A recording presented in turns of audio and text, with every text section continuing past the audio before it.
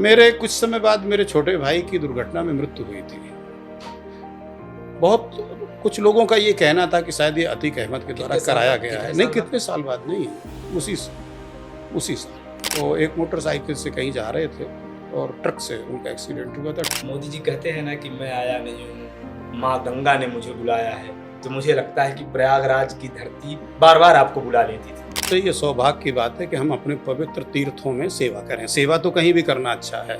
सेवा अस्माकं धर्म। रहीम ने लिखा है ना कि चित्रकूट में बस रहे रहीमन अवध नरेश, और जा पर विपदा पड़त है सो आवे यही देश। आप पहले पुलिस ऑफिसर थे जिसने अतीक अहमद से पंगा लेने की हिम्मत की। बहुजन समाज पार्टी से हमारी बात हो गई है बहन जी से, 80 करोड़ रुपए में बात हो गई है। हाँ, 80 करोड़ में बात हो गई। मेरे लिए करोड़ कोई मतलब नहीं। मैंने कहा भाई देखो, जब तक मैं रहूंगा यहाँ ये कार्रवाइयाँ होंगी और सही कार्रवाइयाँ हो रही हैं। 2007 में तब तक कोई कल्पना नहीं कर सकता था कि एक सिटिंग एमपी के खिलाफ, और वो भी अतीक अहमद जैसे हाई प्रोफाइल अपराधी के विरुद्ध इस तरह का एक्शन हो सकता है। और एक्शन नियमों के नहीं, डरने की कौन सी बात होती है? ईश्वर से डर लगता है। लोगों को आपसे थोड़ी सी भी बातचीत होती तो उनको लगता है थाने पहुंच जाओ, पैसे मिल जाएंगे। आप देख रहे हो रोज सोशल मीडिया में धमकियां मिल रही हैं। आपको भी धमकी मिली। आपने एक फैक्ट पर पॉडकास्ट किया एक स्वामी जी का, और मैं देख रहा था कि आपको भी, मतलब जिसको मनाए उधर कोई संविधान पे बात करे SC ST एक्ट लगा दो, कोई डॉक्टर अंबेडकर पे बात करे SC ST लगा। अरे बाबा, पढ़ो कानून को। नमस्कार, मेरा नाम है शुभम शुक्ला और आप मेरा यूट्यूब चैनल देख रहे हैं। आज के इस खास पॉडकास्ट में हमारे साथ मौजूद हैं उत्तर प्रदेश के तेज तर्रार और जाने माने पुलिस अफसर। ऐसे पुलिस अफसर जिन्होंने 3 रात लगातार ऑपरेशन चलाकर चित्रकूट के घने जंगलों में एक डकैत का एनकाउंटर किया। ऐसे पुलिस अफसर जिन्होंने अपने पूरे कार्यकाल के दौरान अपनी ईमानदारी को सर्वोपरि रखा, किसी भी नेता के अनैतिक कृत्यों को, अनैतिक बातों का न कभी समर्थन किया, न कभी उसे सुना। ऐसे पुलिस अफसर जो जन सामान्य को न्याय दिलाने के लिए सदैव तत्पर रहे। ऐसे पुलिस अफसर जिन्होंने उत्तर प्रदेश में पुलिस डिपार्टमेंट को, पुलिस विभाग को कार्य करने की एक दशा दी, उन्हें ये बताया कि कैसे कार्य किया जाता है। और कुल मिलाकर कहें तो ऐसे दबंग पुलिस ऑफिसर जैसा आप फिल्मों देखते हैं कि भैया डरना किसी से नहीं, हम पुलिस ऑफिसर हैं, जनता के लिए सर्विस करते हैं, यानी जन सेवक हैं, किसी नेता के गुलाम नहीं। तो ऐसे हमारे साथ जुगल किशोर तिवारी सर मौजूद हैं। लोग इनको जुगल किशोर बुंदेला जी भी कहते हैं, उस पर भी हम आएंगे और आज इनसे उत्तर प्रदेश के पुलिस विभाग से लेकर तमाम मुद्दों पर जानकारी लेंगे। बहुत बहुत स्वागत है सर आपका। Thank you. पहला सवाल यही कि जुगल किशोर तिवारी जी से जुगल किशोर बुंदेला क्यों? देखिए, मेरा गृह जनपद महोबा है। हाँ, जो बुंदेलखंड के अंतर्गत आता है। अच्छा। आलाउदल की वो भूमि है। अच्छा। और बुंदेले हमेशा अपनी बहादुरी के लिए प्रसिद्ध रहे हैं। अच्छा। ये एक क्षेत्रीय पहचान है। अच्छा। बुंदेलखंड का रहने वाला आदमी जैसे बुंदेला हो गया, जैसे बलिया वाले लोगों को बलिया टिक लोग कहने लगे। अच्छा। पता नहीं मुझे कि आपको ये स्टोरी पता है कि नहीं, कि जब मंगल पांडे ने जो गाय लगी चर्बी का विरोध करने के परिणाम स्वरूप जो विद्रोह किया, हाँ, और जो घटना घटी उसके बाद, हाँ, तो अंग्रेजों द्वारा ये तलाश किया जाने लगा कि बलिया के कौन कौन लोग हैं, उनके नाम के आगे टिक कर दिया जाए। अच्छा। जो कि उस समय तो सब हाथ से लिखा जाता था, कंप्यूटर आज तो थी नहीं, तो उसको उन्होंने बलिया टिक, तो आप आज एक प्रचलित शब्द हो गया कि साहब बलिया टिक है। वहां से बलिया टिक, क्योंकि बलिया के जो लोग सर्विस में थे, जहां थे, उनको टिक किया गया कि कहीं मंगल पांडे का असर, उससे प्रेरित लोग तो यहाँ नहीं है। तो बुंदेलखंड वीरों की भूमि है। मैं वहाँ का निवासी हूँ, वहाँ मेरा जन्म हुआ है, और वहाँ से मैं वहाँ की मिट्टी से महोबा जनपद। और आपने वो कविता सुनी होगी ना कि बुंदेले हर बोलों के मुँह हमने सुनी कहानी थी खूब लड़ी। यानी हमारे यहाँ की जो बेटियां हैं, महिलाएं हैं, वो भी इस तरह का चरित्र रखती हैं कि जिन्होंने अंग्रेजों से मुकाबला किया। और ये सहयोग आप समझिए कि अंग्रेजों के सबसे पहले मुकाबला करने वाले उधर मंगल पांडे, तो महिलाओं में सर्वाधिक उनके विरुद्ध बिगुल फूंकने वाली झांसी की रानी लक्ष्मीबाई, और दोनों संयोग से ब्राह्मण परिवार से, दोनों ब्राह्मण परिवार से थे। तो वहां से आपका बुंदेला, तो वहां से मुझे लगा कि मैं अपने नाम के साथ बुंदेला शब्द प्रयोग करूं, क्योंकि ये हमारे लिए गौरव की बात है। IPS कब बने? IPS मैं स्टेट पुलिस सर्विस से सिलेक्ट हुआ। जी हाँ। कौन सा सन? 89 बैच हमारा था। इसके पहले मैं भारत सरकार के अकाउंटेंट एंड जो महालेखाकार कार्यालय जिसे कहता है, हाँ, ऑडिट एंड अकाउंटेंट सर्विस का जो है, उसमें कार्यरत था।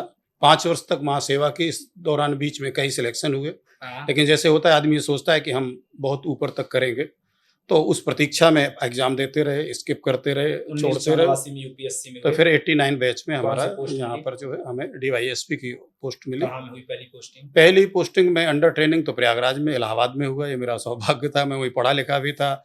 मैं वहाँ पर छात्र संघ का चुनाव भी लड़ा था, तो मेरे प्रयागराज यूनिवर्सिटी से? प्रयागराज में, जी हाँ। जीते थे कि तो हारे पहली थे? पोस्टिंग नहीं, वो तो छोटा सा बहुत था। जुडिशियल अच्छा। मेंबर का एक इलेक्शन होता है, और वहाँ प्रेसिडेंट का इलेक्शन लड़ने के लिए आवश्यक है कि आप पहले कोई एक इलेक्शन किसी एक पद का जीते हों। हाँ, तो उद्देश्य ये था, लेकिन पढ़ाई में अपने अच्छे थे। कुछ शुभचिंतकों ने कहा कि तुम्हारा यार फ्यूचर ब्राइट है, हाँ। यहाँ राजनीति करके क्या क्या कैसे कर पाओगे, तो तुम थोड़ा सा। और फिर मेरा पढ़ाई के समय ही मुझे ये सर्विस लग गई थी, जैसे हम लोग एजी ऑफिस कहते हैं, अकाउंटेंट जनरल को हम लोग शॉर्ट में एजी ऑफिस बोलते हैं।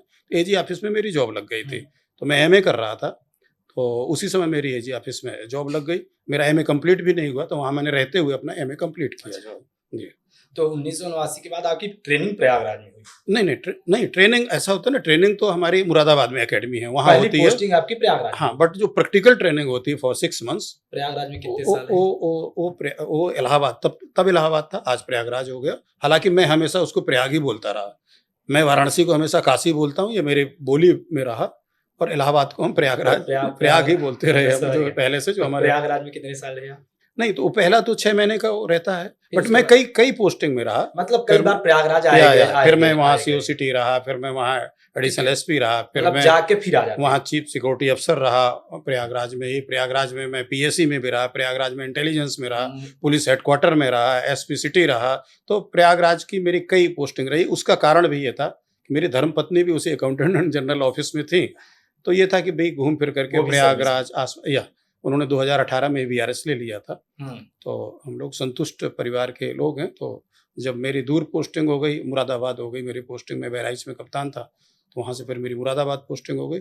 तो उन्हें लगा कि अब थोड़ा सा यहाँ रहना ठीक है, दूरी हो गई, पश्चिम में चले गए, तो उन्होंने वीआरएस ले लिया। मोदी जी कहते हैं ना कि मैं आया नहीं हूँ, माँ गंगा ने मुझे बुलाया है। तो मुझे लगता है कि प्रयागराज की धरती बार बार आपको बुला लेती थी कि आप जैसे ईमानदार पुलिस ऑफिसर प्रयागराज में आए और यहाँ काम करें। देखिए, निश्चित रूप से ये सौभाग्य की बात है कि हम अपने पवित्र तीर्थों में सेवा करें। सेवा तो कहीं भी करना अच्छा है। हाँ, सेवा आप बनारस अस्माकं में धर्मा। भी तो हाँ, मैं ज्यादातर तीर्थ नगरी में, 2 बार मैं चित्रकूट रहा, हाँ। वो भी तीर्थ नगरी है।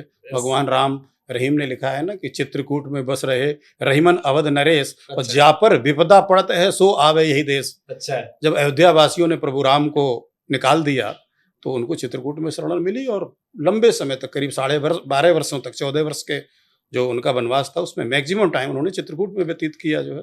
तो 2 बार हम चित्रकूट, और वाराणसी में 4 बार रहा, घूम करके बाबा विश्वनाथ जी की सिक्योरिटी में। हम इन सब पर आएंगे, आपकी सर्विस पर आएंगे, डकैतों के इनकाउंटर पर आएंगे, किस तरह से यूपी में गुंडा राज रहा, दबंगों का आतंक रहा, उस पर भी आएंगे। पर उसके पहले व्यक्तिगत लाइफ पर थोड़ा आते हैं। शादी आपकी सर्विस से पहले हुई कि सर्विस के बाद? एक सर्विस मेरी लग चुकी थी, वो वाली पहले जो लगी? पहले वाली, हाँ। और दूसरी सर्विस मेरी लाइन पर थी। और तब जो आपकी धर्मपत्नी है वो सर्विस में थी तब? वो नहीं, वो सेंट जोसेफ कॉलेज में, महोबा, वो सिटी प्रॉपर की है, मैं देहात का, गांव का हूँ महोबा का। तो वो सेंट जोसेफ कॉलेज में वहाँ पर वो पढ़ाती थी। प्रयाग आई, यहाँ पर भी कॉम्पिटिटिव माहौल चूंकि इलाहाबाद का रहा हमेशा, तो उन्होंने कंपटीशन दिया और फिर वो सर्विस में आई। तो लव मैरिज करीब 3, नहीं, शुद्ध अरेंज मैरिज हम लोगों की थी। हम लोग रिलेटिव में थे या कि किसी के थ्रू? नहीं, ऐसा कुछ भी नहीं। एक परंपरा में जैसे विवाह होता है, माता पिता या बड़े, तो मेरे बड़े भाई साहब की वो खोज थी, और मैंने तो लड़की भी नहीं देखनी चाहिए थी। वो परंपरा, मेरे दोनों बेटों का विवाह हुआ, उन्होंने भी लड़की नहीं देखी, लड़कियों ने हमारे बेटों को नहीं देखा, कोई बातचीत नहीं हुई। सब ने यही कहा हमारे माता पिता ने जो चुना है बेस्ट होगा। और आपको अब बता दूं, 25 वर्ष की उम्र में ही मैंने अपने बेटों का विवाह भी कर देना चाहिए, कर दिया मैंने, और कर भी देना चाहिए, क्योंकि जो हमारे शास्त्र कहते हैं वो 25 वर्ष तक की आयु जो है ब्रह्मचर्य की आयु है बच्चों की। इसके बाद उन्हें गृहस्थ में आना चाहिए। तो मेरे बच्चे आ गए। वो शहर की थी, कौन से शहर से? महोबा। और आप गांव से? मैं गांव देहात तो का। शहर की लड़की ने गांव के लड़के को अपना लिया? अब देखिए, हालांकि आजकल तो महोबा छोटा कस्बा है, लेकिन जो संस्कारित लोग होते हैं वो अपने माता पिता, देखिए माता पिता से बड़ा शुभचिंतक तो बच्चों का कोई होता नहीं ना। तो माता पिता के निर्णय को हम लोग उस पीढ़ी के हैं, और प्रयास भी ये कर रहे हैं, हमारे बच्चों ने भी यही चूँकि किया।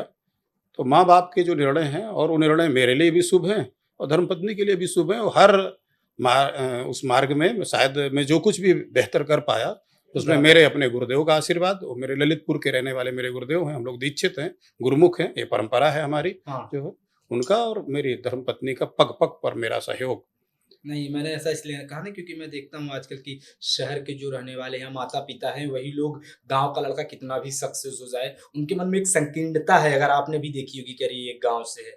मैं सही हूँ कि गलत हूँ? नहीं, नहीं, बिल्कुल इस तरह की कुछ सोच है लोगों में और मैंने तो विवाह के समय ये बात शर्त भी रखी थी कि भई आपको गाँव में रहना पड़ेगा और वो 2 वर्ष गाँव में रही भी। वो रही भी। हाँ, ना गाँव में बिजली थी, ना पानी था और ना टॉयलेट था, लेकिन टॉयलेट बनवा दिया हमने हमने उनके हमने आने कई के ऐसे पहले। परिवारों को देखा है जी। कि जो शहर के हैं, लड़का भी शहर में रह रहा है। लड़का ये बोल रहा है कि वो शादी के बाद भी पत्नी को शहर में रखेगा, लेकिन लड़की के माँ-बाप नाराज़ है, शादी नहीं करना चाहते। क्यों? क्योंकि लड़के के माँ-बाप किसान थे या गाँव से थे। तो इस क्योंकि पे उनके रूढ़िवादिता अच्छा इसमें मज़े की बात कि परिवार की दृष्टि से तो निश्चित रूप से हम उनसे काफ़ी नीचे थे, हाँ, क्योंकि उनके पिताजी पुलिस में ही रहे अच्छा जो है, तो उस हिसाब से। लेकिन ये बात कभी ये प्रश्न ही नहीं आया कि दिमाग शहर में गाँव। कभी, हाँ, शहर जो गाँव जो का ये या मेरा सवाल था कि मैंने जो आपको बोला, इस हुँ। बारे में आप क्या कहेंगे कि ये कैसी सोच है? कि शहर मैं बता रहा हूँ आपको कि मैं इसको पिछड़ी सोच कहूँगा। लोग इसको कहते हैं कि अगड़ी सोच है, एडवांस जो कहते हैं ना, मैं हाँ, इसको एडवांस नहीं ये कहूँगा, पिछड़ी सोच ये है। पिछड़ी सोच यानी ये शहर में रह के और खुद को आधुनिक बताकर भी है। पिछड़े हैं। ये ओछापन है, ये पिछड़ापन है। क्या आपको गाँव वालों से ये नफ़रत है? नासमझी की बात है। गाँव से फिर आपको नफ़रत है? हैं? गाँव के लोगों से आपको फिर नफ़रत है हाँ, अगर जो आप ऐसा सोचते हैं, हाँ, कि जो आप ऐसा सोचते हैं। कि लड़का गाँव के सेटल लोग इतने सीधे-साधे, संस्कारित, क्योंकि उनमें शहर में क्या है, पश्चिम की हवा ही तो लगी है। हाँ, किस मामले में शहर हो? शहर में संस्कार है क्या? नहीं और है। जितने बड़े शहर में आप चले जाइए, आप वहाँ की सारी चीज़ें आप देखिए जो है, तो अब क्या कहा जाए, सब कुछ प्रत्यक्ष है, उसमें कुछ कहने की तो ज़रूरत नहीं मतलब है। लोगों को इस शहर गाँव की दुर्भावना मन से निकाल देना चाहिए। इंसान नहीं, इंसान होता है। बिल्कुल ये सोच तो आनी ही नहीं चाहिए, ये तो मैं इसको संकीर्णता कहूँगा, संकीर्णता। निम्न दृष्टि कहूँगा। और हमारा देश भी गाँव का देश है, आज भी इतने शहरीकरण और सरकारों द्वारा कंक्रीट के शहर बसाने के बावजूद भी, अभी भी आज की तारीख में भी हमारा देश गाँव का देश है। और और हमारी गाँव वालों का सम्मान होना चाहिए। नहीं, नहीं, निश्चित रूप से, निश्चित अच्छा। रूप से। अब सर्विस पर आ जाता हूँ।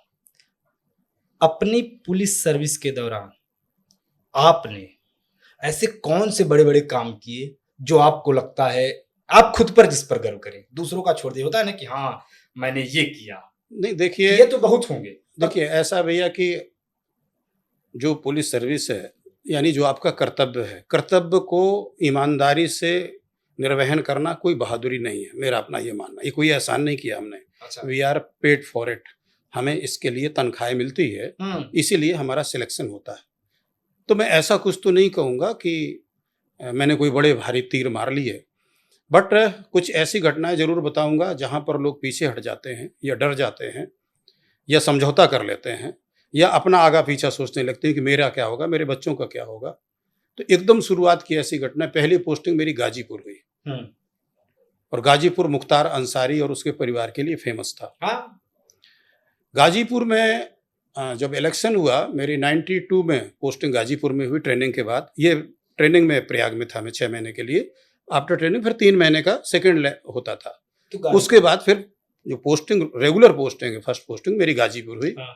गाज़ीपुर में सीओ सैदपुर था। सैदपुर बहुत ही कुख्यात उस समय का जो सर्किल था, बहुत बड़े-बड़े उस समय सर्किल होते थे, कई थाने होते थे, अब तो धीरे-धीरे 2-2, 3-3 थाने की सर्किल बनने लगी।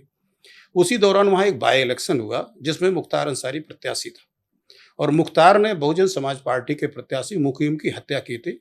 और आप जानते हो कि अगर किसी मान्यता प्राप्त दल के प्रत्याशी की हत्या चुनाव के दौरान हो जाए, तो वहाँ इलेक्शन काउंटरमैंड हो जाता है, उसका दोबारा चुनाव होता है। तो वो चुनाव रद्द हो गया चूँकि प्रत्याशी मारा गया बहुजन समाज पार्टी का। मैं डीएसपी था, सीओ था, सीओ सर्किल था, जी हाँ।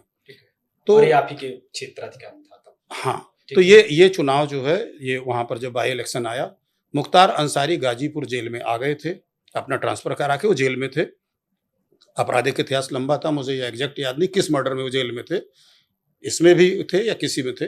और वहाँ से राज बहादुर चुनाव लड़ रहे थे। राज बहादुर बहुजन समाज पार्टी के प्रत्याशी थे और वो गवर्नमेंट पहली गवर्नमेंट थी जो सपा और बसपा के साथ मिली-जुली सरकार बनी थी जिसमें।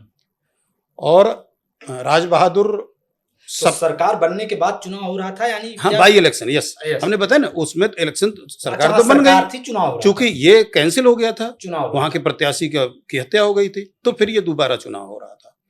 राज बहादुर चुनाव लड़ रहे थे, बहुजन समाज के प्रत्याशी थे, माननीय उस समय मुख्यमंत्री मुलायम सिंह यादव थे, वो 2 बार प्रचार करने के लिए आए, मायावती एक भी बार नहीं आई थी, कुछ ऐसा चल रहा था। और बाद में सबसे पहले जो बहुजन समाज पार्टी टूटी वो बसपा राह बनी, उसी राज बहादुर ने तोड़ी थी। अच्छा। तो आप समझ सकते हैं कि समाजवादी से उनकी कितनी नजदीकी या क्या रहा। वहां पर रोज ये निकलता था कि साहब आज इस डॉक्टर को बुलाया और मुख्तार अंसारी ने 50,000 रुपए ले लिया, ये कर लिया, वो कर लिया। मुख्तार किस पार्टी को सपोर्ट कर रहा था? मुख्तार उस समय कम्युनिस्ट पार्टी से, इनका भाई वहां पर विश्वनाथ शास्त्री सांसद थे, अफजल अंसारी विधायक थे, पहले ये लोग कम्युनिस्ट पार्टी में थे। तो चुनाव लड़ रहा था क्या? हाँ या चुनाव। अच्छा, मुख्तार जेल में रह करके चुनाव लड़ रहा था। अच्छा, उसके विपक्ष में राज बहादुर थे, फिर और गाजीपुर जेल में वो बंद था। ठीक है। सरकार चाहती नहीं थी या जो भी कारण हो, गाजीपुर से ऐसे मामलों में अपराधी को ट्रांसफर कर दिया जाता है दूसरी जगह, जिससे प्रभावित ना कर, लेकिन नहीं वो गाजीपुर में ही था। ठीक है। आप समझ सकते हैं कि उसके हाथ कितने लंबे थे। और ये निकलता है फला डॉक्टर को बुलाया, उससे 50,000 रुपया ले लिया, ये लिया, वो लिया, जो है सारी चीजें ये खबरें आती थी। उस समय ये सोशल मीडिया सब कुछ था नहीं, अखबारों में चीजें निकलती थी या लोग इस तरह से करते थे। वहाँ के डीएम थे श्री बाबूराम जाटो, और कप्तान थे बाबूराम यादव डीएम थे, और बीबी जाटो वहाँ के एसपी थे। जब ये सपा और बसपा के जोड़ से जब सरकार बनी, ये हमारी राजनीति आप देखिए ना, तो ये तय करीब हुआ था कि हर जिले में यादव डीएम होगा तो कप्तान शेड्यूल कास्ट का होगा, और डीएम शेड्यूल कास्ट होगा तो कप्तान यादव होगा, और जब नहीं ये मिलेंगे तो जो हमारी मानसिकता के होंगे, इस लेवल की वो होंगे। इस तरह का वो सरकार थी उस समय की, ऐसी जातिवाद चल रही थी।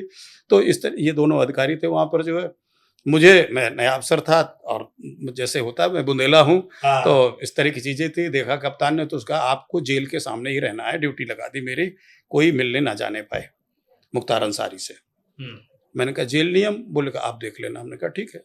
तो साहब मैं खड़ा हो गया गाड़ी लगा के। अब कोई उस दिन किसने आपकी ड्यूटी लगा दी? कि कप्तान ने, एसपी ने, पुलिस कप्तान ने, यादव जी ने लगा दिया कि नहीं एसपी बीबी जाटो थे, बीबी जाटो, एसपी बीबी जाटो थे, बाबूराम यादव डीएम थे। मैं जीप अपनी लगा के खड़ा हो गया, जिप्सी लेकर के वहाँ, और ऐसी कुछ छवि मेरी बन चुकी थी तब तक।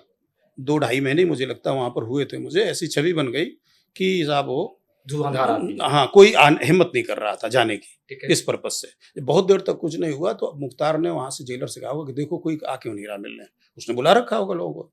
तो जेलर मेरे सामने आया, मुझे नाम याद नहीं है, तो आया तो बोले कहा हाँ सर आप हैं जो है, आइए अंदर आइए। मैंने कहा नहीं मेरी ड्यूटी यहीं पर है। तो कहा वही वो साहब पूछवा रहे थे कि आज कोई आ क्यों नहीं। कौन साहब? तो उसने नाम लिया, कहा मुख्तार साहब। तो मैंने उसको मुंह से मेरे गाली निकल गई, साले मुख्तार तुम्हारा साहब है? अरे बोलो कि नहीं सर आप भी हमारे साहब हैं। जेलर जो बाहर आया ये देखने, उसने मुख्तार ने भेजा, मुख्तार को साहब बोला, और जेल तो आपने गाली देकर बोल दिया कि साला मुख्तार है। साले मेरे मुंह से निकल गया, निकलना नहीं चाहिए था बट निकल गया। मैंने कहा साले मुख्तार तुम्हारा साहब है? बोले कि नहीं सर साहब तो आप हैं सर। उन्होंने कहा तो मैं इस तरह से, खैर वो फिर सिलसिला बंद हुआ, और हमारे प्रति भावनाएं भी उसी हिसाब से हुई, लोगों की जागी। फिर इलेक्शन हुआ। इलेक्शन में गौसपुर बुजुर्गा गांव है, मुस्लिम्स बहुल गांव है, काफी अच्छे लोग वहां पर हैं। वहाँ कई उस समय बताया कई IAS IPS अफसर उस गांव से थे। वहां पर एक विवाद हुआ तगड़ा, और मेरा मोती नाम का गनर था। ये दूसरी स्टोरी पर नहीं इलेक्शन के दौरान ही चल रहा है ये मामला। मोती नाम का मेरा गनर था, और उसमें एक छोटा सा बच्चा, शायद हलीम उसका नाम था, देखने में उसकी उम्र 10 या 12 साल की होगी, लेकिन वोटर लिस्ट में उसका नाम था।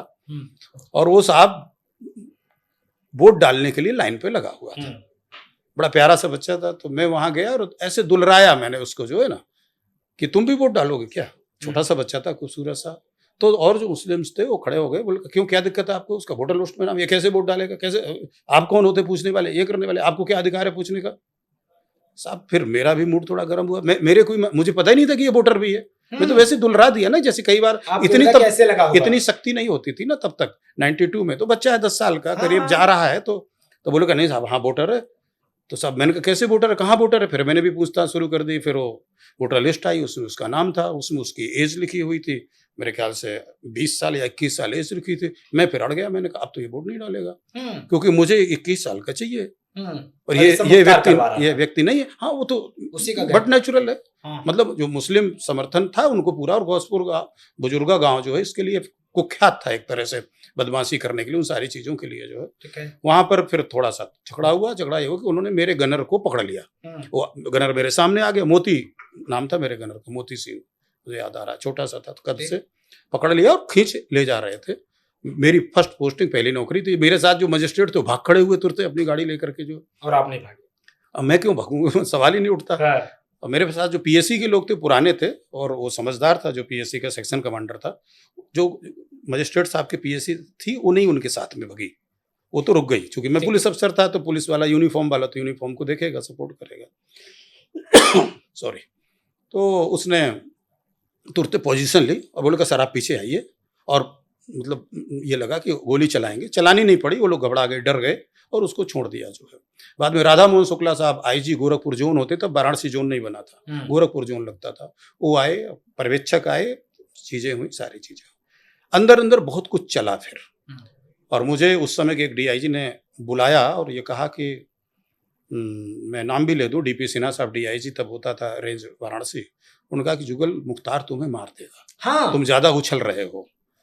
तो इतनी दूर तक बात पहुंच गई तो थी कि मैंने कहा मुख्तार सर ऐसा है, वो हार गया, मुख्तार इलेक्शन हार गए। हारने के बाद की बात है। हाँ, वो जो फिर चल रहा होगा, जो भी अंदर चल रहा, मैं तो नई नौकरी, नया हाँ, लड़का। आपका था मुख्तार चुनाव हार गया क्योंकि आपने स्ट्रिक्ट किया, आपने फेयर इलेक्शन करवाया। इलेक्शन फेयर हुआ, सबका योगदान रहा होगा, मैं ये नहीं हाँ, कह रहा ये कि मतलब मैंने सबका किया था, हाँ, मैंने लेकिन अपनी चूंकि ड्यूटी, आपकी उससे अड़ी हो हाँ, गई मैं थी, टारगेट था। पे आया। तो फिर ये सिन्हा साहब आपको चुनाव के बाद बुलाते हैं। हाँ, चुनाव के बाद। और क्या और भी करते एक घटना घटी थी उसी दौरान, बिरनो थाने में इन लोगों ने एक प्रदर्शन किया था, वहाँ हाँ, विश्वनाथ कई चीजें हुई विश्वनाथ शास्त्री सिटिंग एमपी थे, मेरे खिलाफ लिखते रहे बहुत समय तक, मैं काफी समय तक झाड़ता फूंकता रहा, शिकायत करते रहे। ये फिर इनकी वाली बात बताइए, सिन्हा जी ने आपको क्या कहा? तो उन्होंने कहा कि जुगल, और उन्होंने एक्चुअली ये कहा कि तुम्हारे एसपी डीएम तुम्हें मरवा देंगे, ठीक है, तुम्हें नहीं समझ में आ रहा है। हाँ। और तो मुझे बड़ा क्रोध आया, कौन मार देगा, कहा मुख्तार तुम्हें मार देगा। हाँ। तो मैंने कहा साले को उसकी गोली निकलेगी तो हमारी राइफल से कोई पानी निकलेगा? वो लोग नहीं नहीं। अच्छा, अब आप देखिए कि इस संयोग से उसी समय फिर मुझे फ़ोन आता है लखनऊ पुलिस हेडक्वार्टर से, फ़ोन आया और उन्होंने कहा कि बेटा तुम्हारा ट्रांसफ़र होना है, कहाँ जाना चाहोगे? सीधे ये फ़ोन आया।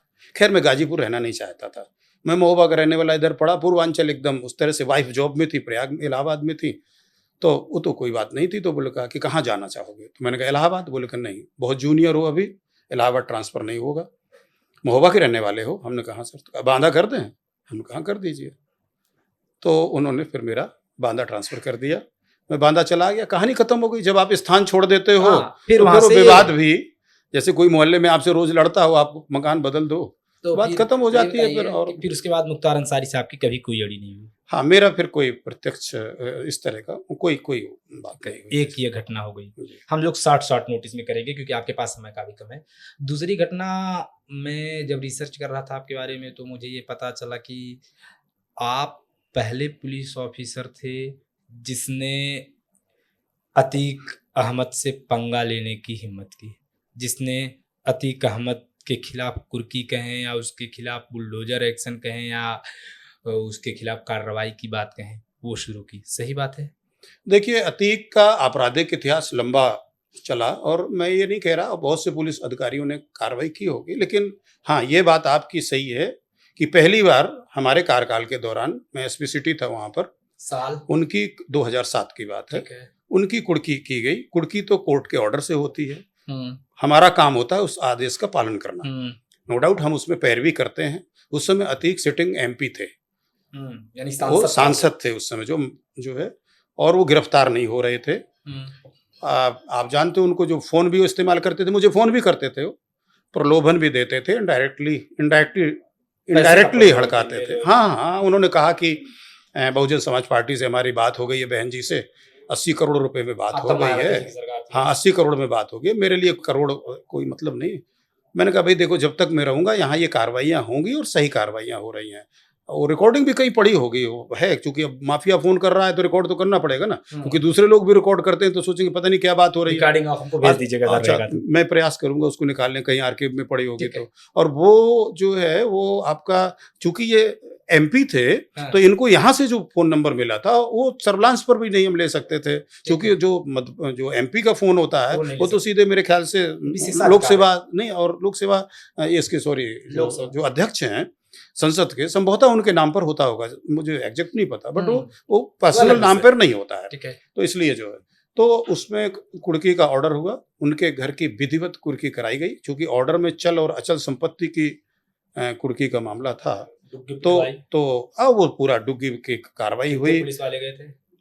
पुलिस तो बहुत ज्यादा नहीं थी, चार मेरे सात मेरे कहाँ दो मिले थे? मेरे दो चकिया, चकिया। हाँ, उनका कार्यालय जो है कुलुक किया गया। तो वो नहीं हुए उनके जो मुस्लिम बाहुल्य क्षेत्र है वहां पे? तो नहीं नहीं, किसी ने कोई विरोध नहीं किया। एक्चुअली देखिए, हमारी कार्रवाई जहां मैं भी रहा, पब्लिक ने मेरा विरोध नहीं किया, क्योंकि बहुत पारदर्शिता रहती थी एकदम, और हमने कभी कमर के नीचे वार नहीं किया, मतलब व्यक्तिगत दुश्मनी नहीं किसी के प्रति पाली। प्रशासनिक वसूलों में रहते हुए बिल्कुल नियमों के अनुसार रहती। और मजे की बात कि जैसे मैंने बताया कि अतीक अहमद स्वयं मुझे फोन उस समय करता था, तो बताया कि फर्जी मुकदमा हो रहा है। मैंने कहा कोई फर्जी नहीं हो रहा। मैंने कहा आपके सगे चचिया ससुर आपकी पत्नी के खिलाफ मुकदमा लिखा रहे हैं, मुझे मिल जाएगी रिकॉर्डिंग तो मैं भेजूंगा आपको। मैंने कहा मैंने वो केस दर्ज नहीं किया है। कुर्की किस मामले में आपकी हो रही थी? बीवी के खिलाफ जो है कई मामले थे उस समय जो है, और वो उमेश पाल जिसका बाद में मर्डर अच्छा, हुआ, अभी हाँ, इसी का मुकदमा था, इसके किडनैपिंग वगैरह का उस समय, जहाँ तक मुझे याद आ रहा है। मुकदमे तो कई थे, लेकिन ये जो मुकदमा था उस समय का, इसी पर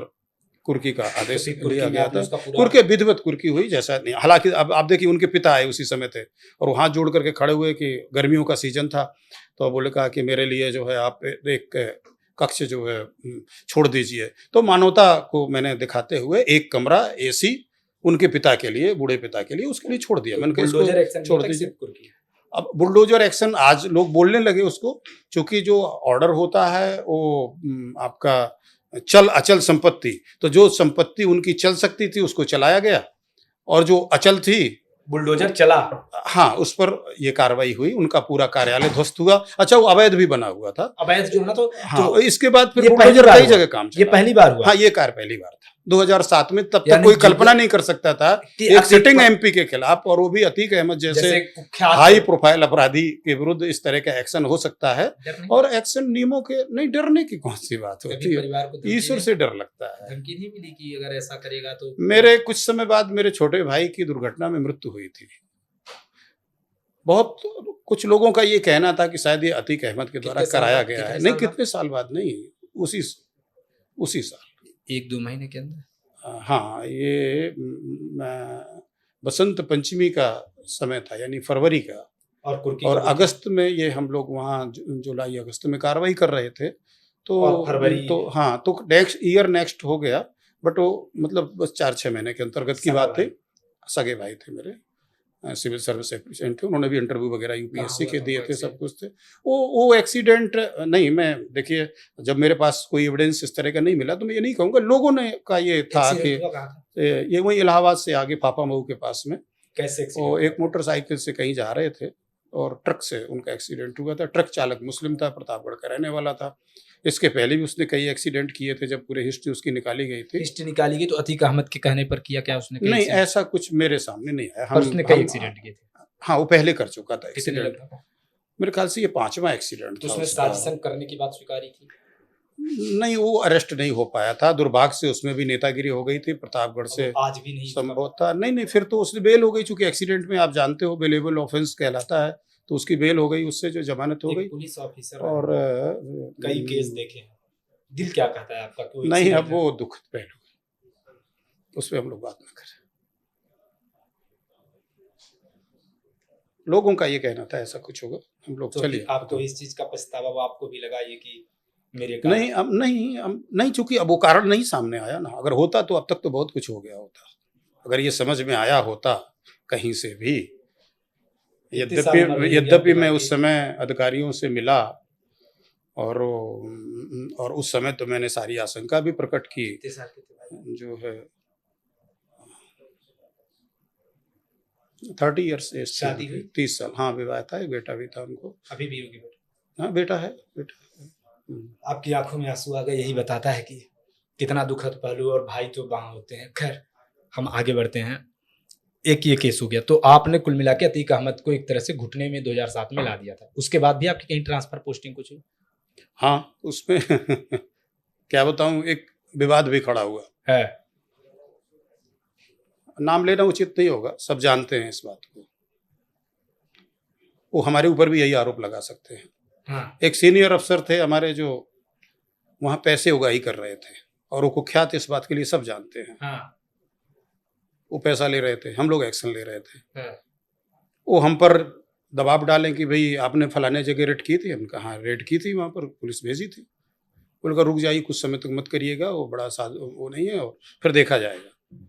फिर उससे 5-10 लाख रुपया ले लेना। एक विधायक भी वहाँ का इन्वॉल्व था उस समय, जो है सुरक्षित सीट से वो विधायक था। स्टोरी पूरा इलाहाबाद इस स्टोरी को जानता है। और अति हो गई।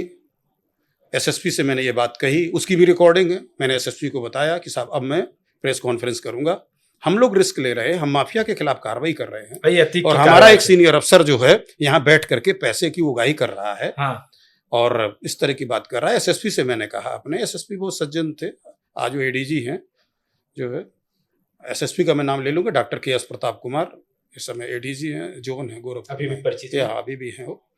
तो उनसे मैंने कहा सर, बोले कर नहीं पार्टनर, नहीं। एसएसपी भले सज्जन आदमी थे, और रहने दो, और जो है गड़बड़ हो जाएगा। मैंने कहा नहीं साहब, मैं मीडिया को बुलाऊंगा, और ये क्योंकि वो एक मीडिया कर्मी को लेकर के अतरसुइया थाने में गए, एक मुस्लिम वहां पकड़ा गया, तो उससे ये कहला रहे थे कि बोलो कि एसपी सिटी ने तुमसे पैसा लिया आपके लिए। यस। हाँ, तो उस व्यक्ति ने ये कहा कि साहब मैं 5 वक्त का नमाजी हूं, मुझे गिरफ्तार किया गया है, गलत जेल भेजा गया है, लेकिन आज तक उनकी तरफ से पैसे की मांग को लेकर के कोई मेरे पास नहीं आया। उसका भी मैंने एक टावर गिरवाया था, अवैध था, जो व्यक्ति था उसका भी टावर गिरवाया था मैंने जो है। और वो अतीक अहमद से भी परेशान था। उसने कहा था साहब कि अतीक अहमद ने भी तो हमको गोली मरवाई थी। बोले कहा तो मैं तो दोनों तरफ से पिस रहा हूँ, पुलिस भी पिस रही है, ऊपर वो ये चाहते, उन्होंने कहा कि तुम जिंदा नहीं जाओगे अगर ये नाम नहीं लोगे। और एक आपका सहारा न्यूज़ का मेरा रिश्तेदार भी है, अब तो सही भी बता देगा, उस समय हमसे नाराज था, मैं नाम नहीं लूंगा, मीडिया कर्मी जो है अभी भी वो मीडिया में है, सहारा न्यूज चैनल का था, उसको लेकर के गए थे कि ये बोल देगा वहां पर, ये रिकॉर्ड कर लेंगे और एसपी सिटी की लंका लग जाएगी। अच्छा, फंसा देंगे आप। फंसा देंगे। जब अति हो गई तो फिर मैंने चिट्ठी लिख दी उनके खिलाफ, और फिर डीजीपी को, शासन को लिखा मैंने, आईजी के थ्रू लिखा। आईजी श्री AKD द्विवेदी थे, बहुत अच्छे अफसर, बहुत अच्छे अफसर। और फिर जो भी ऊपर नीचे लेवल पर आते बातें हुई, हम तीनों अधिकारियों का ट्रांसफर हो गया। कहाँ गए फिर आप? तीनों लोग PSC में गए। अच्छा, मतलब line attach. SP city, SSP, DIG। मुझसे समझौता करने की कोशिश की, मैंने कहा भाई संभव नहीं है, चूंकि ऐसे घटिया टाइप के पुलिस अफसर से जो, लेकिन आपका कोई बिगाड़ कुछ नहीं सका। ना कुछ नहीं, ट्रांसफर तो एक रूटीन हाँ, नहीं, और रूटीन जॉब है, ट्रांसफर तो होता ही होता है, उसमें क्या दिक्कत है, स्थानांतरण से कोई दिक्कत होनी नहीं चाहिए। और जब आप अपनी शर्तों पे काम करते हो तो बुंदेला साहब झंडा गाड़ रहे थे लगातार, उसमें परिवार में क्या चल रहा था? पत्नी दुखी रहती होंगी? नहीं, मैं डिस्कस करता था, तो सपोर्ट, तो चूंकि देखिए हम लोग भगवान पर भरोसा करते हैं, ईश्वर पर और कर्म पर। मेरा प्रारब्ध गड़बड़ होगा तो हो सकता है मैं कुछ गलत ना करूं, फिर भी मेरे साथ कुछ हो सकता है, उसके लिए हमें तैयार रहना चाहिए, क्योंकि वो हमारा कहीं ड्यू है, पड़ा हुआ है, हमने गड़बड़ किया है। मैं नहीं समझता कि पृथ्वी में कोई भी व्यक्ति चाहे जिस पद पर बैठा हो, चाहे कोई हो, मेरा बाल बांका कर सकता है। मेरे अपने कर्मों के अलावा जो भी होगा मेरे वर्तमान कर्मों के कारण हो सकता है, और उसके, और मैं ईश्वर बताने में ईश्वर पर आस्था रखता हूं। मैं नजर मिला सकता हूं परमात्मा से कि आज तक मैंने कोई गलत किसी भी प्रेजुडिस में आकर के, जातिवाद के कारण, धर्म विशेष के कारण या निजी स्वार्थ के कारण किसी के खिलाफ कोई गलत कार्रवाई नहीं की, जानबूझ करके। पत्नी डरती थी? नहीं, मैं बस ये पूछ रहा हूँ, पत्नी कभी कहती थी कि मत करो? नहीं, वो NCC कैडेट रही, और उनके पास सर्टिफिकेट भी वो था, तो ऐसे डरवर वो भी कहती नहीं कभी लगा। और सबसे बड़ी बात, उनका अपना जो सती बल था एक तरह से। एक आध बार तो ऐसा हुआ कि मैं वाकई घबरा गया। एक इंसिडेंट हुआ, मुझे सिटिंग MP को पीटना पड़ा, चित्रकूट की घटना है, उसमें उनको 1 साल की सजा भी हुई है जो है, तो पीटना पड़ा हमें उनको। उस समय भी फिर एसएसपी से मेरा झगड़ा हो गया। वहाँ जो एसपी थी, महिला थी, उनको बहुत कुछ जानकारी नहीं थी नियमों कानूनों की। उस बात से घबरा गई कि साहब सिटिंग एमपी पिट गया। हाँ, तो अभी अब पता नहीं ये क्या घटना होगा। आप डिटेल बताइए, सिटिंग एमपी कौन थे, कभी कब कभी ये घटना? कभी कभी और चर्चा हो जाएगी सिटिंग इस एमपी पर का जो। नाम बता दो दीजिए। अब वो आप जानेंगे तो जान जाएंगे लोग। चित्रकूट की घटना है, कब की है सन? जो है ये 2009 की घटना। यानी 2009 में यदि लोग गूगल करें कि सांसद कौन थे नहीं, चित्रकूट के? कोई नहीं। अब वो तो तुम- वो मुकदमा लिखा, उनको 1 साल की सजा भी हुई है। तो गड़बड़ कर पीटा रहे थे आपने बाद और में। सजा उनको हुई? पुलिस पीटती है ना, नहीं तो मजबूरी है ना। तो पुलिस को तो डिफेंस का क्यों अधिकार है पीटा ना। आपने? पुलिस को प्राइवेट प्रॉपर्टी एंड लाइफ दोनों को प्रोटेक्ट करने के पावर पीटा मिला क्यों हुआ आपने है। सांसद जी? वो रेलवे ट्रैक जाम कर रहे थे, वो उसके वीडियोज हैं, फोटोग्राफ्स हैं। मतलब वो विरोध प्रदर्शन कर पब्लिक रहे थे। न्यूसेंस, यस, विरोध प्रदर्शन कर रहे थे और अपनी वो सीमा से। अपोजिशन पार्टी से थे क्या? हाँ, अपोजिशन पार्टी से अपने जो अधिकार क्षेत्र है, उससे बाहर जा रहे हाँ, थे। जिसके लिए हमारा कानून कायदा जितनी अनुमति देता है आपको, आप उतने तो विरोध प्रदर्शन कर सकते हो ना। केंद्र सरकार के खिलाफ प्रदर्शन था कि राज्य, राज्य सरकार के खिलाफ प्रदर्शन। यानी मायावती जी के खिलाफ? हाँ, उस समय बसपा गवर्नमेंट थी। और वो सपा से रहे होंगे? हाँ, उस समय सपा से। ठीक है, तो वो जब विरोध प्रदर्शन कर रहे थे, न्यूसेंस कर रहे थे, तो आपने जड़ दिया? अब वो भाजपा में है। आपने जड़ दिया? नहीं, वो तो पुलिस फिर पुलिस का पुलिस मारना ने तो- पड़ता है ना पुलिस हाँ, को। फिर उनको अरेस्ट भी कर लिया? नहीं, अरेस्ट करके छोड़ दिया था, तो चूंकि कोई ऐसा बड़ा भारी अपराध नहीं था। हाँ, केस ठीक रजिस्टर है। हुआ बाद में। तो फिर बाद में वो बदला लेने के लिए आप पर दबाव नहीं डाले कि तू कैसे नहीं, उन्होंने भी हमारे खिलाफ मुकदमा लिखाने का प्रयास किया, हाई कोर्ट से ऑर्डर कराया हमारे खिलाफ। अभी भी वो प्रयासरत हैं। वो तो आदमी करता है वो। अभी भी ना है? हाँ, अभी भी उन्होंने व्यक्तिगत अब तो तौर पर हारी उसे हुई ले होगी, लिया अब तो होगा। प्रत्याशी सांसद नहीं है। हाँ, नहीं है, लेकिन वो प्रयास तो आदमी कर ही सकता अच्छा। है। तो उनको लगता होगा कि साहब व्यक्तिगत कारणों से मैंने ये कार्य किया, जबकि वो शुद्ध रूप से राजनीतिक, उनके मैंने हित में भी कुछ कार्य किए थे जो होने चाहिए थे, उनको ध्यान नहीं है। हमारा व्यक्तिगत द्वेष, जैसा मैंने कहा कि किसी से नहीं। चित्रकूट में बने कब थे आप एसपी? मैं अपर एसपी था वहां पर। कब? 2009 की बात है।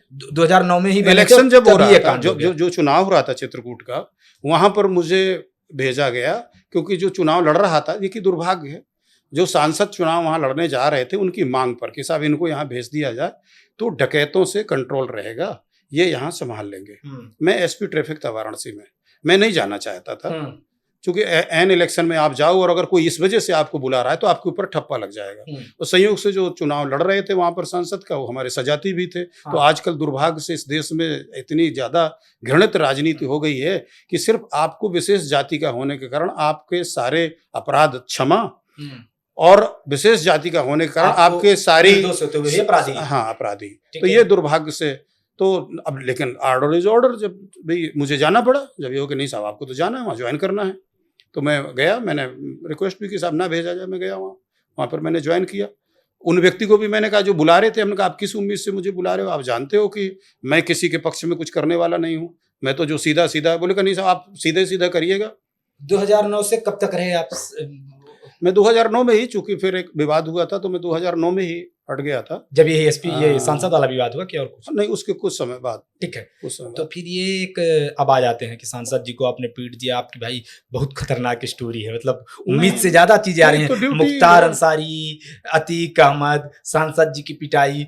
अब आ जाते हैं डकैत का एनकाउंटर कब किया आपने चित्रकूट में? 2009 में ही, जून की, इसी सर्विस के दौरान, जब हाँ जी जब आपने सांसद जी को पीटा था, उसी सर्विस के दौरान आपने डकैत का आप ये कहिए ना कि सांसद जी पिट गए थे धरना प्रदर्शन के दौरान, और नेता लोगों के साथ ये घटनाएं होती रहती हैं। और कई लोग तो अपनी नेतागिरी इसी में सफल मानते हैं, जब उन्हें पीट दे और पुलिस भेज दे। स्टार्टिंग में तो जब हम लोग छात्र राजनीति में थे तो लोग यही करते थे कि जो छात्र पुलिस से पिट गया वो नेता बन गया, और अगर पुलिस से नहीं पिटा तो नेता नहीं बना। लेकिन सांसद रहते हुए पिट गए, ये बड़ी बात है। ये सबको अपनी गरिमा का ख्याल रखना चाहिए। आप अगर माननीय हैं तो आपके माननीय बनिए। हाँ, आप अपनी माननीय बनिए, वो सम्मान है। एक चीज में ये पूछूंगा कि जो डकैत का एनकाउंटर हुआ था, ये सांसद जी की घटना से पहले था कि बाद में? पहले की घटना। हाँ, अब ये डकैत वाला बताइए, डकैत का क्या था? ये डकैतों का बहुत आतंक था। पहले की घटना। हाँ, डकैत का क्या केस था? डकैतों का बड़ा आतंक था उधर। हाँ, चित्रकूट इस बात के लिए जाना जाता रहा है, और रामचरितमानस में, जैसे मैंने बताया, हम तो आस्था वाले लोग हैं, तो भगवान राम जब वहाँ वास कर रहे थे तो जो वहाँ के आदिवासी थे वो फल फूल लेकर के उनके यहाँ आ जाते थे प्रभु के खाने के लिए। तो उन्होंने कहा होगा भाई आप लोग क्यों परेशान हो रहे हो। जब अयोध्यावासी गए थे तब भी वो सब जब वहाँ मिलने गए थे तो उन्होंने कहा था नाथ हमारे यही सेवकाई, लेन ना भूषण वसन चुराई। हे प्रभु, हमारी सेवा का यही है, आपका आभूषण वस्त्र नहीं चुरा रहे, ये कोई कम है। तो एक इस तरह का, तो चित्रकूट की दोनों तरह की है, वहाँ साधु संत और भगवान का निवास। तो सतोगुणी लोग भी हैं और तमोगुणी लोग भी रहे, हालांकि वर्तमान में नहीं है। अब काफी अब तो काफी करीब करीब समाप्त हुआ। एसटीएफ ने हमारी बहुत अच्छा काम किया, वहाँ पर जो है सारी चीजें हुई। तो ये एक घनश्याम केवट नाम का डकैत था, 50,000 का इनामिया था। उस समय 50,000 का इनाम बहुत बड़ा इनाम माना जाता उसमें था। 50,000 यानी आज का लाखों। हाँ, कई लाख रुपए जो है। अब तो 25,000 एसपी इनाम कर देता है वर्तमान में, जो डीआईजी 50 कर देता है, 1 लाख आईजी कर देता है। उस समय तो 50,000 शासन लेवल पर इनाम होता था, 2,500 रुपए एसपी इनाम करता था। बहुत बड़े लेवल का। क्या नाम बता, कौन सा? घनश्याम केवट। फिर क्या हुआ? और वो एक घटना सेम तरीके से वो कर चुका था। ये 16, 17, 18 जून 3 दिन तक ये एनकाउंटर चला था। 16 जून की स्टार्टिंग हुई। एसओ राजापुर थे मिस्टर के मिश्रा, इस समय इंस्पेक्टर हैं। नहीं, हमारे एसओ को ये मुखबिर था उनका। ये वो किसी जाति की, जो उसी एक केवट जाति की लड़की को परेशान करता था, जैसे इन लोगों की एक कैरेक्टर होता है। और उसी ने दुखी होकर के, और हमारे एसओ ने कहा था कि जो इनाम है इसके ऊपर, वो इनाम का पैसा हम आपको देंगे 50,000 रुपये, आप इसको पकड़ा दीजिए या मरवा दीजिए, जैसे होता है। इस पर सूचना मिली, सूचना पक्की थी। और ये हुआ कि एसओ ने मुझे बताया, एसपी थे नहीं, मैं ही एसपी इंचार्ज था, एसपी अवकाश पर गए हुए थे। और तो ये हुआ कि साहब, उन्होंने बताया कि सर ऐसा ऐसा है। मैंने कहा फोर्स लेकर के जाना। इंस्पेक्टर ने थोड़ा सा, मुझे लगता है ये लगा कि मैं अकेले कर लूँ, जैसे हमेशा रहता है ना पुलिसकर्मियों की, सारा श्रेय मुझे मिल जाए इस कार्य का। ये बड़ी प्रवृत्ति, अब तो बड़ों बड़ों में ये प्रवृत्ति आ गई।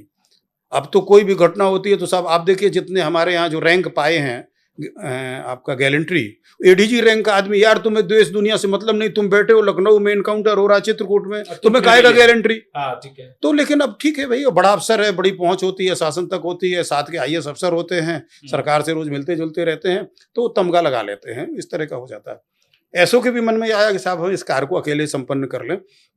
फिर भी मैंने 2-3 टीमें बना करके भेजी। ये कहा कि एसओ के निर्देशन पर काम करिएगा आप लोग जो है। मैंने कहा मैं आऊँ? बोले कि नहीं साहब, कोई ज़रूरत नहीं है, और ये चीज़ हम लोग कर लेंगे। और कोई, बट मेरा मन नहीं माना। मैंने जिप्सी ली, चूंकि वहाँ का टेरेन थोड़ा सा ऐसा है चित्रकूट का, आप जानते हो, मतलब बीहड़ इलाका है, एम्बेसडर वगैरह चल नहीं पाती, तो जिप्सी मैंने ली। और जो फोर्स था, कप्तान साहब छुट्टी पर थे, तो उनके गनर को भी मैंने गाड़ी में बैठाया। छोटा सा जिला, बहुत कम फोर्स है वहाँ पर। मैं चल दिया। बीच में जिप्सी का पटरा टूट गया, मेरी गाड़ी का। तो खैर घटनास्थल पर जाने लगे? नहीं, मैं पहले थाने जा रहा था कि ये था, जब एसओ कहेगा तब मैं जाऊंगा, क्योंकि मौके पे वो व्यक्ति जा रहा है। वो व्यक्ति, मैंने सचेत किया कि ये बहुत खतरनाक है, इसके पहले एक सिपाही को मार चुका। सची गिल्डियाल वहाँ कप्तान थी, और ऐसे मुखबिरी हुई, और ये हुआ कि छत में कहीं ये है, और सिपाही चढ़ा जैसे सीढ़ी से, उसने वहीं से गोली मारी, सिपाही को गोली लगी, पुलिस भाग खड़ी हुई। पहले की घटना है। सची गिल्डियाल कप्तान वहाँ हुआ करती थी उस समय, अच्छी अधिकारी रही, वो है। तो ये घटना मालूम थी कि ये पुलिस पे गोली चलाने से चूकेगा नहीं, चलाएगा। तो मैंने उसको सचेत किया था। पटरा टूट गया तो मैं थाने पे बैठ गया, इंतजार करने लगा कोई दूसरी गाड़ी वाड़ी मिल जाएगी। वहाँ से आने में जिले से तो दूरी थे। तब तक पता चला कि साहब, सूचना आई कि साहब गोली चल रही है, और राजेंद्र को गोली लग गई। राजेंद्र मेरी रात में गाड़ी चलाता था, सिपाही था, छोटे जिले में ड्राइवर्स कम होते हैं, तो मेरा सिपाही था। कहा राजेंद्र को गोली लग गई। तुरंत मैंने मोटरसाइकिल जो निकल रही थी उसको रोका। मोटरसाइकिल में हम पीछे बैठे, एक हाथ से मोबाइल फोन, एक हाथ में 47 या लेकर के, एएसपी अपर एसपी, एक अपर एसपी मोटरसाइकिल में गन लेकर जा रहा है। अब तो देखिए, जब वहां पहुंचना है ना हमें ना, तो नहीं, वो इम्पोर्टेंट वो है, ये नहीं है कैसे जा रहा क्या जा रहा है। हम बैठे उसमें जो है, और फिर तुरंत फोन कटा, दूसरा फोन आया कि साहब वो दिलीप को गोली लग गई। नहीं, उसने बताया कि वो एक हमारा लड़का था, मुस्लिम था, उसको गोली लग गई, मर गया। दूसरा फोन, तीसरा फोन, जैसे ही फिर फोन कटा, फिर आया कि सर वो दिलीप को गोली लग गई, दिलीप तिवारी को गोली लग गई। मैंने कहा यार कर क्या रहे हो तुम लोग, बाहर हटो। एक खत्म हो गया, 2 गोली लग गई बता रहा। अब ये नहीं पता दोनों लोग मरे कि नहीं, जैसे जो फोन पर हो रहा था। एक खान से मोटरसाइकिल से हम चल रहे हैं।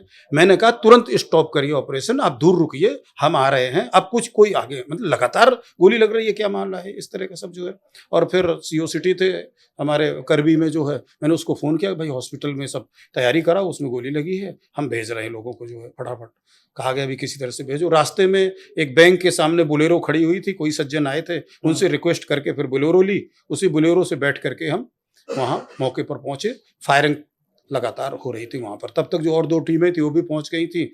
हाँ, उस समय जो वर्तमान जो एडीजी लाइन ऑर्डर हैं हमारे, और एसटीएफ देख रहे हैं, अमिताभ यस साहब, ये एसपी एसटीएफ थे।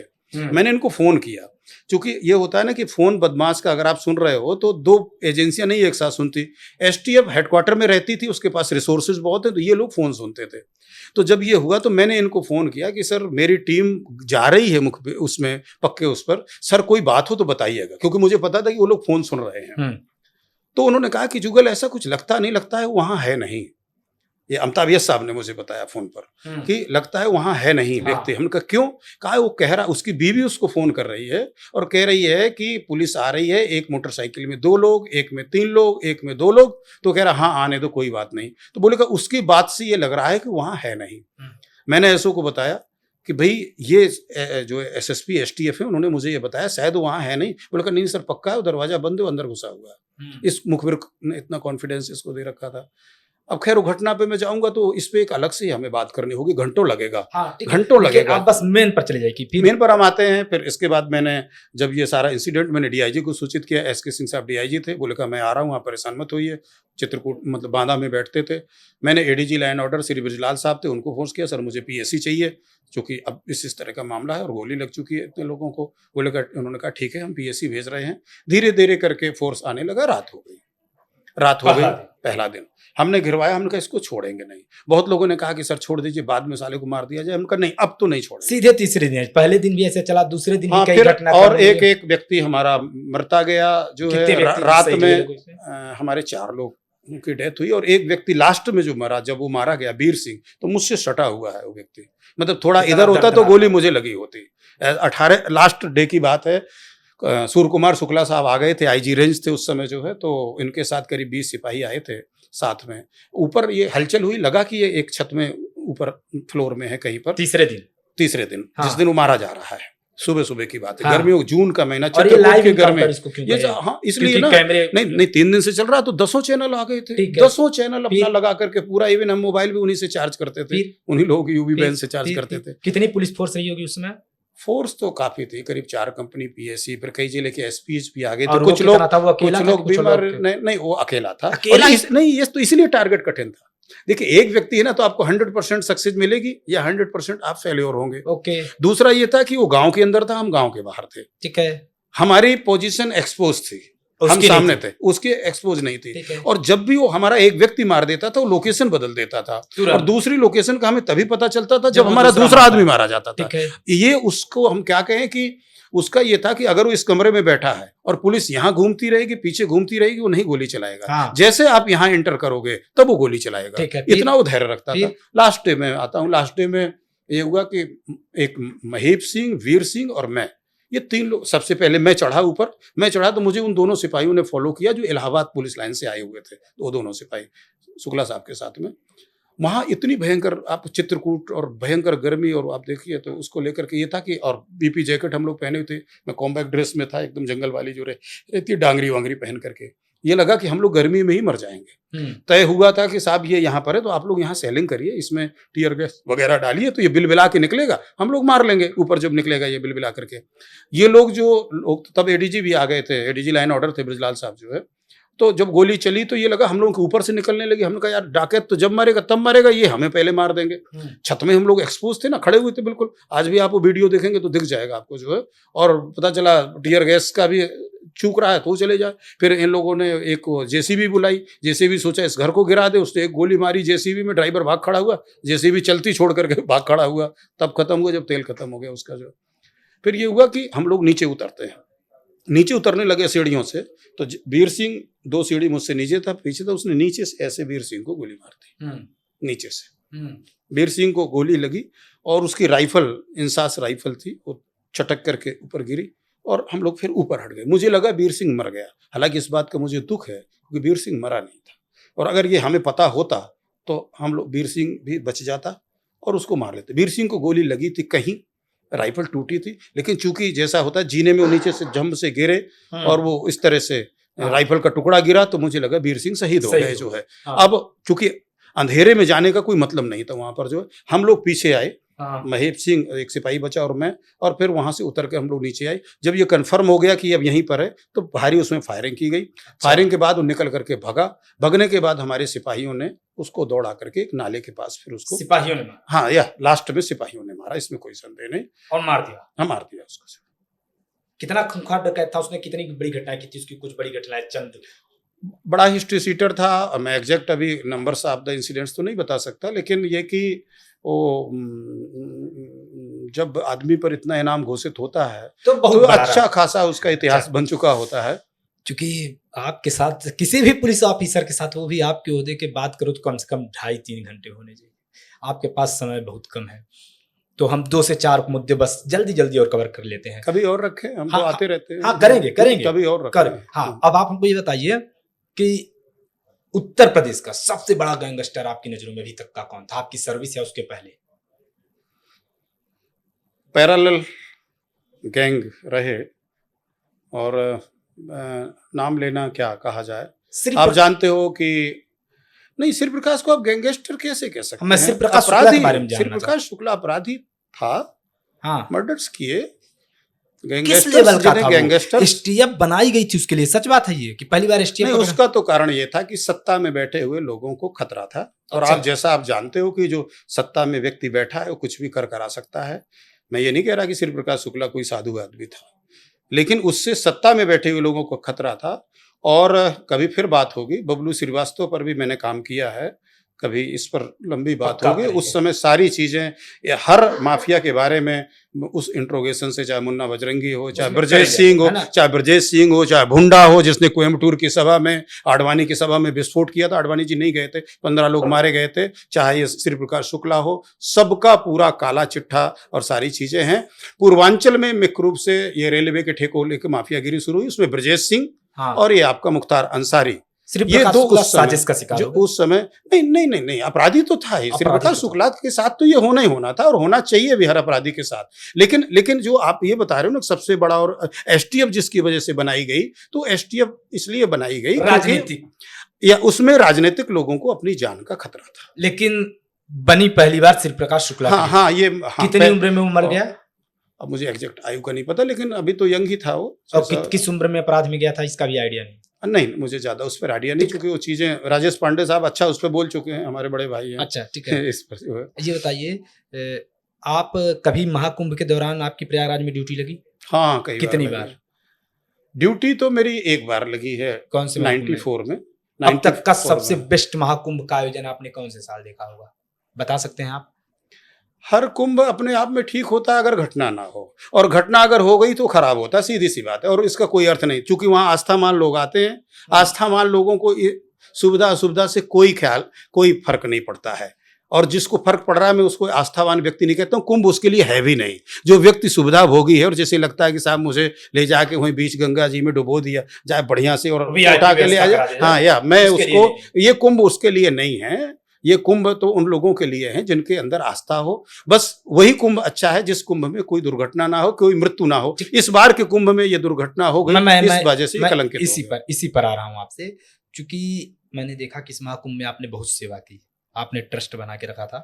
मैं आपसे ये पूछ रहा हूँ कि महाकुंभ में मौनी अमावस्या के दिन एक बड़ी घटना घटती है। मौतों का शायद आंकड़ा भी एग्जैक्ट नहीं पता, मैं उस पर नहीं जाऊंगा, बहुत कुछ आ चुका है उस पर तो। हाँ, सोशल मीडिया पर और क्या ही करें। लेकिन उसमें एक आपका पहलू आता है। आपका एक पहलू ये आता है कि जिस दिन घटना होती है उसके पहले ही आप भविष्यवाणी जैसे कर देते हैं, मानो आपके मुख से भगवान बुला रहा है, या एक पुलिस ऑफिसर के रहते हुए आपको एक इंट्यूशन। देखिए जैसा मैंने बताया कि हम लोग आस्थावान लोग हैं। हाँ। और इसके पहले कुंभ में पूरा 1 महीने मैंने कल्पवास किया था गंगा किनारे झोपड़ी डाल के, धर्मपत्नी के साथ में। यस, 24 इसके, हाँ, पूरा 24 वाला तो ये था, 24-25 का इसके जस्ट पहले वाला। हाँ, तो मतलब उससे हम लोग कनेक्टेड तो है ही हैं गंगा। मैंने इस कुंभ में भी नदी संवाद किया, प्रशासन का पंडाल था, बहुत बड़ा कार्यक्रम था जिसमें नदियों तो आपने एक दिन पहले कैसे भविष्यवाणी कर? कैसे? नहीं भविष्यवाणी नहीं, उस समय जो अव्यवस्थाएं थी कुंभ की, जो डेवलपमेंट सारे सेक्टर्स में नहीं हुए थे। मेरी भी 2 संस्थाएं, 2 क्या मतलब हमारे तो हजारों लोग वहां परिचित हैं, सब कुछ इलाहाबादी ही हूं मैं, एक तरह से आप कह सकते हैं। तो वो सारी चीज़ें थी। तो जो उन पर मैंने बात की थी, अधिकारियों की पोस्टिंग काफ़ी लास्ट टाइम में, जो जिम्मेदार अधिकारी सीनियर अफसर थे, वैभव कृष्णा बहुत लास्ट में आए मेरे ख्याल से, जबकि वहाँ सालों पहले पोस्टिंग हो जानी चाहिए। राजेश भी नए अफसर थे, राजेश द्विवेदी, जो कुंभ देख रहे थे। और तो उन सारी चीज़ों पर हमारी बात हुई थी, और वो चीज़ें मैनेज होते नहीं दिख रही थी। अच्छा, जो हम लोग देख रहे थे निकट से जाकर के, कम्युनिकेशन गैप थे, लोगों से कोई एक्सपीरियंस नहीं लिया जा रहा था। जो एक्सपीरियंस होल्डर वहाँ ऑफिसर्स थे, जो हमेशा लिया जाता है, जबकि पीसीएस अफसर्स वहाँ ढेर सारे लोग थे। लेकिन और भी कई लोग थे, जो लालजी शुक्ला साहब थे, हमारे कविंद्र प्रताप सिंह थे, जिन्होंने ठीक पिछला कुंभ मतलब कुछ लगाया लोग था। ही शक्ति का केंद्र बने थे। तो उनसे भी, कविंद्र प्रताप सिंह से भी कोई, केपी सिंह साहब से भी कोई, हालांकि वो विश्व हिंदू परिषद में इस समय जो है, और वो तो एक तरह से सत्ता का अनुषंगिक संगठन है, उनसे भी कोई राय मशविरा नहीं लिया गया। और उन्होंने बहुत अच्छा कुंभ कराया था, इसके ठीक 6 वर्ष पहले वाला। ये बताइए कि आपने एग्जैक्ट पॉडकास्ट में बोला क्या था? नहीं, अब मुझे बहुत, देखिए जैसे आप लोग प्रश्न करते हो उस समय की बातें आ तो जाती आपने हैं। यही बोला मुझे था? जहाँ तक याद है तो मैंने यही बोला होगा कि साहब पुलिस व्यवस्था ठीक नहीं है, अच्छा, प्रशासन की व्यवस्थाएं ठीक नहीं, डेवलपमेंट और सबको लेकर को तो लास्ट तक नहीं हो पाई, नहीं बन पाई। तो बहुत ये बड़ा, जो घटना घटी, ये पुलिस की व्यवस्थाओं के कारण, प्रशासनिक चूक, या देखिए कोई भी घटना घटती है तो प्रशासन को तो चूक माननी ही होगी, क्योंकि हम है ही इसलिए कि कुछ ना हो। जैसे यदि अपराध होता है तो ये मेरे पुलिस की कमी है। अपराध का वर्कआउट करना समाधान नहीं है, होना ये समाधान है। वर्कआउट करके हम लोग पीठ थपथपा लेते, इनाम भी पा लेते हैं। ये कहाँ का तरीका है? मैं इसके सख्त खिलाफ हूँ। कोई घटना घट गई, कोई व्यक्ति मर गया, अब हम ऐसो को सस्पेंड कर दें, बर्खास्त कर दें, और उसके मारने वालों का एनकाउंटर हो जाए? नहीं, बिल्कुल नहीं। बहुत दर्दनाक। तब भी वो व्यक्ति कहाँ है? बहुत दर्दनाक जो मरा। इसलिए हमारी सफलता इस बात पर है कि अपराध नहीं होना चाहिए। हमारी सफलता इस बात पर बिल्कुल नहीं है कि अपराध हो गया तो हमने फिर बाद में उन लोगों को पकड़ लिया। ये कौन सी बात है? ये तो चूहे बिल्ली का खेल हो गया ना। ये कोई मतलब नहीं है। आपका इकबाल बुलंद होना चाहिए, हिम्मत ना पड़े किसी को अपराध करने की, तब आपकी पुलिस व्यवस्था, प्रशासन व्यवस्था है। यदि अपराध कर ले जा रहा है आदमी, कहीं ना कहीं से आदमी को पता है कि मेरा आका ऊपर बैठा है और मैं अगर ये करूंगा तो मेरे ऊपर कुछ नहीं होगा, इस वजह से घटनाएं घटती हैं। ये मैसेज क्लियर कट हो जाए, थोड़ा समय तो लग सकता है, और ये हम लोगों ने करके दिखाया है। 2 लास्ट सवाल एक कि कल आपने एक कार्यक्रम किया था दिल्ली में, आप ये कह रहे थे कि संविधान निर्माण में BN राव सर का बड़ा योगदान है, और अंबेडकर जी के पैरेलल एक तरह से आप बता रहे कि दोनों का, आपने अंबेडकर जी को कम नहीं किया, आपने कहा कि उनका भी था। इसको लेकर आप थोड़ा सा क्लियर कर दीजिए, लोगों तक ये संदेश पहुंच जाए। नहीं, कल की एक गोष्ठी थी, उसका ये विषय ये था। अंबेडकर उस गोष्ठी में कहीं नहीं थे, हाँ, लेकिन नहीं प्रसंगवश अंबेडकर आएंगे। हाँ। जब संविधान की चर्चा होगी तो अंबेडकर आएंगे, चूंकि जो प्रारूप समिति बनी थी, कई समितियां थी, मेरे ख्याल से करीब 22 समितियां थी। हाँ। तो जो प्रारूप समिति थी जिसमें 7 मेंबर थे, तो डॉक्टर भीमराव अंबेडकर उस समिति को हेड कर रहे थे।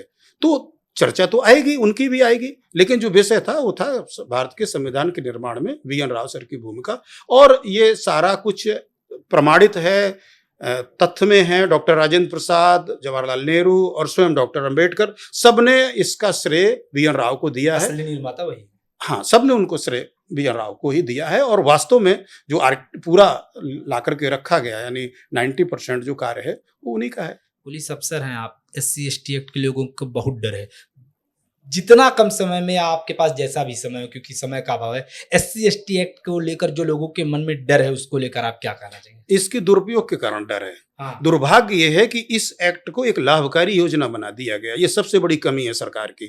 भाई, अगर किसी के साथ अपराध होता है, उस अपराध का समन होना चाहिए, अपराध बिल्कुल नहीं होना चाहिए। लेकिन जब आप इसको पैसे से जोड़ दोगे कि आपकी माँ बहन किसी ने की तो आपको इतना पैसा मिलेगा, फिर ये होगा तो इतना मिलेगा, मर्डर हो गया तो इतने लाख रुपए मिलेंगे, या अभी एक वकील पकड़ा गया ना जो 10 लाख रुपए ऐसे ही कमा चुका है यही सब धंधा करके।